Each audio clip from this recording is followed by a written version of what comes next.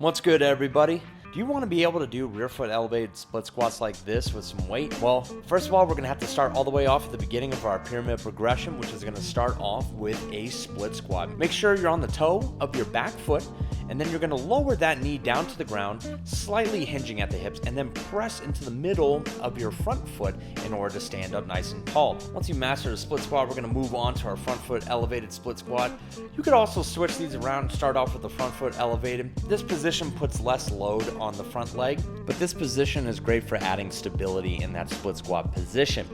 Next, we're going to be heading into our rear foot elevated position. With our back foot, we're going to have our toe on a elevated box or bench. We are going to hinge a little bit more at the hips. You can either do this in a more vertical fashion, or you can have your upper body in a more of a forward tilt. Once you got these down, we're going to start adding a step into it. So we're going to do our forward lunges and our reverse lunges. It is imperative that each time you take a step, that you stabilize yourself before descending into the lift. And then finally, you're going to go all the way back around and start adding resistance into those previous exercises, starting off with the split squat. And once you reach that reverse lunge with a little bit of weight, you should have mastered the step and lunge progression.